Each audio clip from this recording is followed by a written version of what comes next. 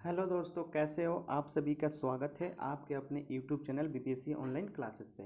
मैं करण कुमार आप सभी का स्वागत करता हूं। आप मेरे इंट्रोडक्शन को पिछले वीडियो में देख सकते हैं। ठीक है, आज मैं लेके आया हूं एक बहुत ही महत्वपूर्ण टॉपिक जिस पे आज हम बात करने वाले हैं। मैं लेके आया हूं आज पिछले 10 साल के बीपीएससी मेंस में पूछे गए उन तमाम प्रश्नों को जो कि अब तक के पिछले 10 साल में पूछे गए हैं। इसी के साथ मैं एक विशेष एनालिसिस लेके आया हूं जिसमें आज मैं 2 सेक्शन डिस्कस करूंगा। कला एवं संस्कृति के 44 प्रश्न और भारतीय राज्य व्यवस्था के टोटल 40 प्रश्न। ये तमाम प्रश्न बीपीएससी ने पिछले 10 साल में पूछ रखे हैं, लेकिन मैं आप लोग को इस एनालिसिस में बताऊंगा कि कैसे कला एवं संस्कृति के 44 प्रश्न जो आए हैं वो लगभग 10 ही प्रश्न में निपट जाएंगे। कैसे ये 10 प्रश्नों को तैयार करके हम लगभग 44 प्रश्नों को खत्म कर सकते हैं। और ठीक उसी तरह हम भारतीय राज्य व्यवस्था के टोटल 40 प्रश्न देखेंगे और मैं इसी के साथ आपको ये भी बताऊंगा कैसे इन 40 प्रश्नों को हम सिर्फ 10 प्रश्न समझ के सॉल्व कर सकते हैं। तो ये बहुत ही महत्वपूर्ण वीडियो होने वाला है, तो कृपया आप लोग अगर जिन्होंने भी चैनल को लाइक और सब्सक्राइब नहीं किया है, प्लीज़ आप सभी लोग चैनल को लाइक और सब्सक्राइब कर दें। चलिए शुरू करते हैं आज के वीडियो को। तो जैसा कि आप लोग देख सकते हैं, कला एवं संस्कृति के टोटल यहाँ पे आप लोग देखेंगे कि टोटल 44 प्रश्न हैं। ठीक है, टोटल यहाँ पे 44 प्रश्न हैं जो पिछले 10 साल के प्रश्नों का एक संग्रह है। ठीक है, इसमें मैं आप लोग को बताने वाला हूँ कि कैसे इन 44 प्रश्नों को हम लोग तैयारी करें, वो भी मात्र 10 से 15 प्रश्न में। ठीक है, तो हम शुरू करते हैं अपने वीडियो को। आप लोग प्रश्न संख्या 4 देखिए। प्रश्न संख्या 4 क्या कहता है? उदाहरण सहित 19वीं सदी में जनजातीय प्रतिरोध की विशेषताओं की समीक्षा कीजिए, उनकी असफलता के कारण बताइए। क्वेश्चन ध्यान दीजिएगा आप लोग, जब तक क्वेश्चन ध्यान नहीं देंगे, ध्यान से वीडियो नहीं सुनेंगे, आप लोग को एनालिसिस समझ में नहीं आएगा। ठीक है, तो आप लोग चाहें तो नोट कर सकते हैं कि कौन कौन से प्रश्न कैसे रिपीट कर रहे हैं। ठीक है, तो प्रश्न संख्या 4 आप लोगों ने देखा कि 19वीं सदी में जनजातीय प्रतिरोध की विशेषताओं की समीक्षा कीजिए। अब देखिए आप लोग प्रश्न संख्या 9।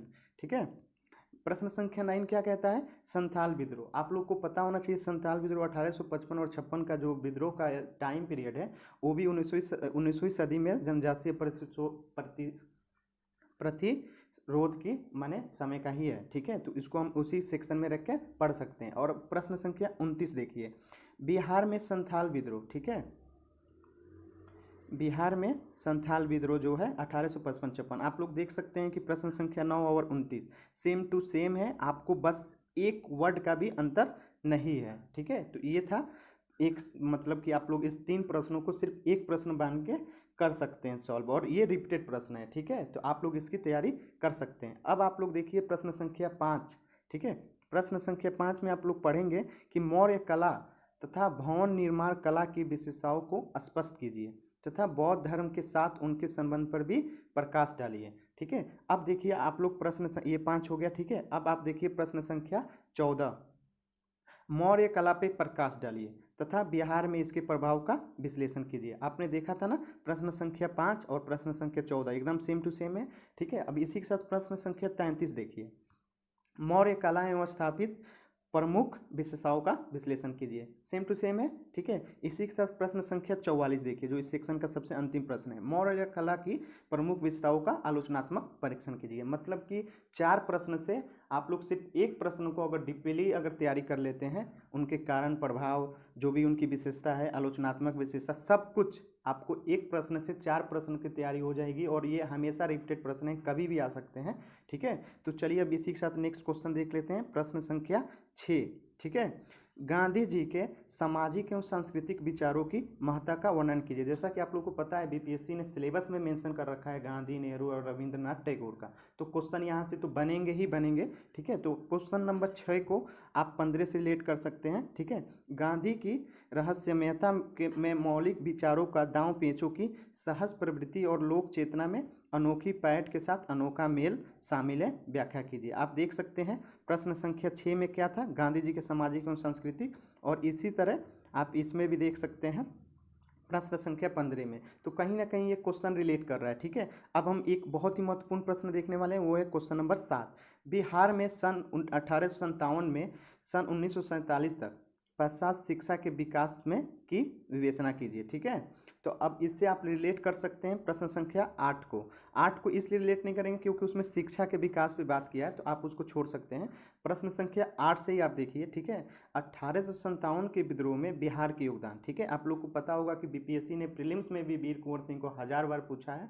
ठीक इसी तरह मेंस में भी वीर कुंवर सिंह के आधार पे 1857 की क्रांति को बार बार पूछा जाता है। ठीक है, तो प्रश्न संख्या 8 के बाद आप प्रश्न संख्या 18 देखिए।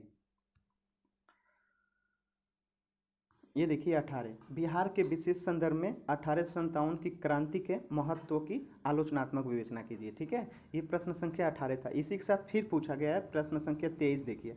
1857 की क्रांति में कुंवर सिंह के योगदान का आलोचनात्मक परीक्षण कीजिए। सेम टू सेम क्वेश्चन है। ठीक है, अब प्रश्न संख्या 30 देखिए। बिहार में 1857 के विप्लव के उद्भव के कारणों की विवेचना कीजिए तथा इसकी असफलता का उल्लेख कीजिए। आपने देखा ना कैसे चार चार प्रश्न सिर्फ एक प्रश्न की तैयारी से सॉल्व किए जा सकते हैं। तो हमें करना क्या है, हमारी ऐसी ही प्लानिंग होनी चाहिए कि हम रिपीटेड प्रश्न को पहले तैयार कर लें, उसी के साथ कुछ नए प्रश्न भी तैयार कर लें। तो मैं नेक्स्ट वीडियो में नए प्रश्न भी लेके आऊँगा। फिलहाल अभी हम इसको डिस्कस कर लेते हैं। ठीक है, नेक्स्ट क्वेश्चन देखते हैं। आप देखिए क्वेश्चन नंबर 10। ठीक है, बिहार में चंपारण सत्याग्रह 1917 के कारणों एवं परिणामों का वर्णन कीजिए। ठीक है, प्रश्न संख्या 10 में आप देख सकते हैं चंपारण सत्याग्रह है। ठीक है, अब प्रश्न संख्या 20 देखिए। आप प्रश्न संख्या 20 में देखेंगे किसान विद्रोह के लिए चंपारण सत्याग्रह के महत्व को स्पष्ट कीजिए। कहीं ना कहीं चंपारण सत्याग्रह से ही क्वेश्चन रिलेट कर रहा है, तो आप इसको इससे रिलेट करके कर सकते हैं। फिर प्रश्न संख्या 31 देखिए। क्या आप इस दृष्टिकोण से सहमत हैं कि चंपारण सत्याग्रह भारत के स्वतंत्रता संघर्ष के इतिहास में एक परिवर्तनीय बिंदु था? आप देख सकते हैं चंपारण सत्याग्रह ही पूछा गया है मूल बिंदु में। ठीक है, अब आप प्रश्न संख्या 35 देखिए। अब प्रश्न संख्या 35 में आप देखेंगे कि बिहार के जन आंदोलन में गांधी जी की भूमिका का विश्लेषण कीजिए। आप लोग को पता होना चाहिए बिहार के जो जन आंदोलन था उसमें कहीं ना कहीं चंपारण सत्याग्रह का भी हाथ था। ठीक है, तो आप लोग उसको रिलेट करके वहाँ से देख सकते हैं। अब प्रश्न संख्या 17 देखिए। जवाहरलाल नेहरू की विदेश नीति की प्रमुख लक्षणों का परीक्षण कीजिए। आप लोग को पता है और मैंने पहले ही बता रखा है कि जवाहरलाल नेहरू, गांधी और रविंद्रनाथ टैगोर सिलेबस में क्लियरली मेंशन है, तो ये प्रश्न आएंगे ही आएंगे। तो 17 आपने देख लिया जवाहरलाल नेहरू की विदेश नीति। अब देखिए प्रश्न संख्या 22, आधुनिक भारत के निर्माण में नेहरू की भूमिका की समीक्षा कीजिए। तो आप ये क्वेश्चन को एक दूसरे से रिलेट कर सकते हैं। अब प्रश्न संख्या 16 देखिए।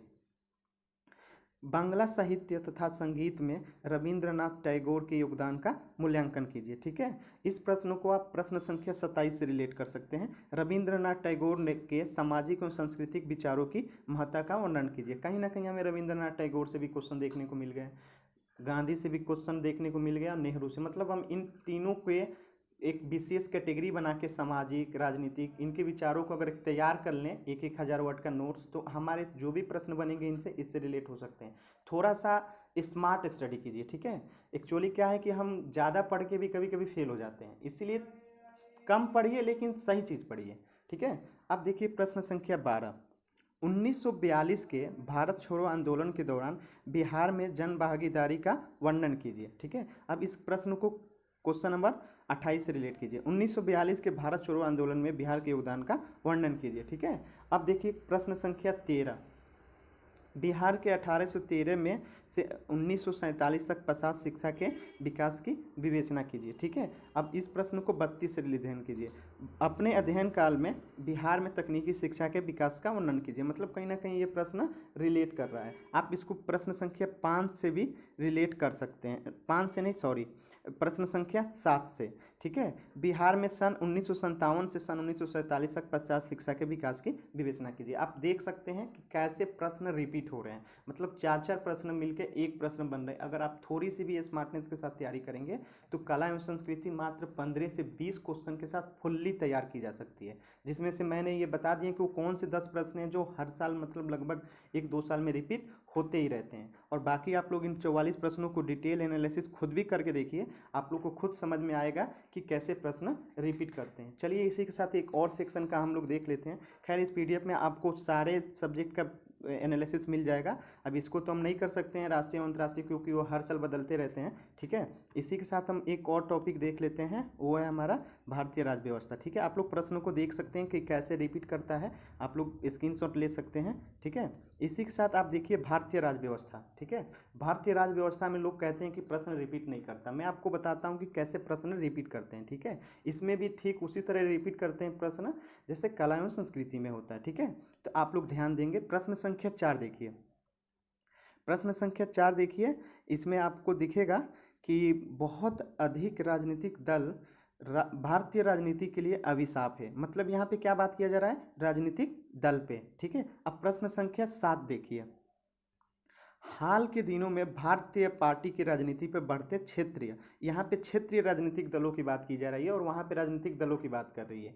तो आप समझ सकते हैं कि ऐसे कैसे कोरिलेट हम कर सकते हैं। अब प्रश्न संख्या 15 देखिए, इसी से रिलेट करता है। ठीक है, भारतीय चुनावी राजनीति में जाति की भूमिका का आकलन कीजिए। ठीक है, ये थोड़ा सा प्रश्न डिफरेंट है, लेकिन आप लोग चाहें तो इसको रिलेट करके पढ़ सकते हैं। ठीक है, अब प्रश्न संख्या 29 देखिए, सॉरी अब प्रश्न संख्या 2 देखिए। ठीक है, नया प्रश्न है, भारत में राज्य की राजनीति में राज्यपाल की भूमिका का आलोचनात्मक परीक्षण कीजिए। ठीक है, तो इसी के साथ आप इस क्वेश्चन को रिलेट कर सकते हैं प्रश्न संख्या 13 से। ठीक है, बिहार की राजनीति में राज्यपाल की शक्तियों तथा वास्तविक स्थिति का वो कीजिए, वर्णन कीजिए। ठीक है, इसके बाद प्रश्न संख्या 15 देखिए, 19 देखिए, सॉरी, राज्यपाल की शक्ति और कार्यों का बिहार की भूमिका में वर्णन कीजिए। ठीक है, तो आप देख रहे हैं कैसे प्रश्न एक दूसरे से रिलेट कर रहे हैं। ठीक है, तो ये लगभग आपने देखा कि एक ही प्रश्न से 3-3, 4-4 प्रश्न बन रहे हैं। ठीक है, अब प्रश्न संख्या 9 देखिए, केंद्र प्रायोजित योजनाएं केंद्र और राज्यों के बीच हमेशा विवाद का मुद्दा रही है, प्रासंगिक उदाहरणों का हवाला देते हुए चर्चा करें। अब प्रश्न संख्या 9 को आप क्वेश्चन संख्या 16 से रिलेट करके देखिए, तो आप पाएंगे भारतीय संघात्मक व्यवस्था में केंद्र तथा राज्यों के मध्य तनाव के क्षेत्रों का विश्लेषण कीजिए, मिसप्रिंट है। ठीक है, वर्तमान समय में संघ सरकार तथा बिहार राज्य के मध्य संबंधों का वर्णन कीजिए। मतलब केंद्र सरकार और राज्यों के संबंध पे एक ये प्रश्न है, तो आप लोग देख सकते हैं कैसे रिपीट करा है। प्रश्न संख्या 5 देखिए, जो पिछले साल ही पूछा गया था, स्वतंत्र और निष्पक्ष चुनाव के संचालन में भारत के निर्वाचन आयोग की भूमिका की गंभीरता से जांच करें। ये पिछले साल का आया हुआ प्रश्न है। ठीक है, अब देखिए क्वेश्चन संख्या 20, भारत के निर्वाचन आयोग की शक्ति और कार्यप्रणाली एवं स्वतंत्र और निष्पक्ष चुनाव में इनकी भूमिका का परीक्षण कीजिए। आप देख सकते हैं प्रश्न संख्या 5 और 20 मतलब एकदम कॉपी है। ठीक है, 29 नंबर देखिए प्रश्न, इसी से रिलेट करेगा। चुनाव प्रचार से आप क्या समझते हैं, बिहार के चुनाव प्रचार के महत्वपूर्ण पत्तियों का मतलब चुनाव आयोग से आपके एक क्वेश्चन आने ही आने हैं। ठीक है, प्रश्न संख्या 32 देखिए, अभी तो बिहार में चुनाव भी है। प्रश्न 32 देखिए, इसी से रिलेट करेगा, भारतीय चुनाव आयोग के निर्देशन के अंतर्गत अबाध एवं निष्पक्ष चुनाव के, देखिए एकदम रिपीट कर रहा है। प्रश्न संख्या 40 देखिए, वो भी इसी से रिलेट करेगा, हाल ही की अवधि में पंचायत व्यवस्था के सशक्तिकरण के माध्यम से, नहीं ये सॉरी प्रश्न संख्या 73 वाला है। ठीक है, प्रश्न संख्या आप 10 देखिए,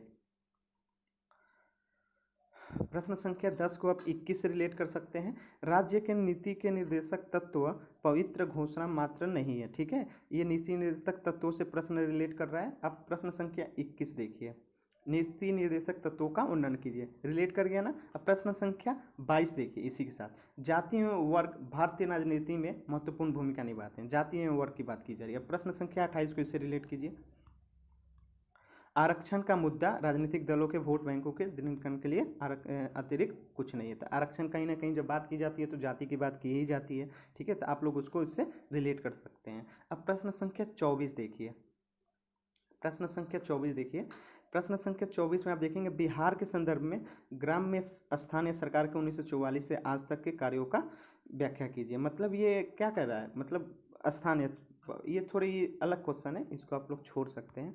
प्रश्न संख्या 3 देखिए, भारतीय शासन में न्यायिक सक्रियता। ठीक है, न्यायिक सक्रियता पे बात की जा रही है। अब इसी के साथ प्रश्न संख्या 17 देखिए आप, न्यायिक पुनरीक्षण। ठीक है, न्यायिक, ये जब हम लोग पढ़ते हैं न्यायिक सक्रियता तो उसी के साथ न्यायिक पुनरीक्षण भी पढ़ लेते हैं। अब देखते हैं 35, क्वेश्चन नंबर 35, ये देखिए यहाँ पे न्यायिक सक्रियता फिर से आ गया, भारत का निर्वाचन आयोग फिर से आ गया। तो कहीं ना कहीं प्रश्न आप देखेंगे कि रिपीट कर रहे हैं, ठीक है। तो कम से कम हम इन 10 क्वेश्चंस को जो कि रिपीटेड हैं इनको तो हम अच्छे से करके जा ही सकते हैं, क्योंकि ये हर 1-2 साल में रिपीट होते रहे हैं, ठीक है। उस तरह कला एवं संस्कृति भी था, ठीक है। बाकी के भी सारे सेक्शन है, यहाँ पे आप लोग खुद एनालिसिस कर सकते हैं।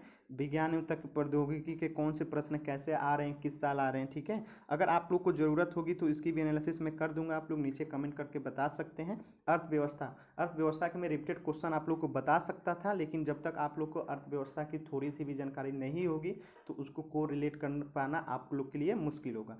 तो खैर मुझे लगता है कि मैं आप लोग को, अगर आप लोग कमेंट करते हैं तो मैं इसके नेक्स्ट वीडियो में बाकी के सेक्शन को भी एनालिसिस बता दूंगा। अभी के लिए इतना ही, मिलते हैं नेक्स्ट वीडियो में।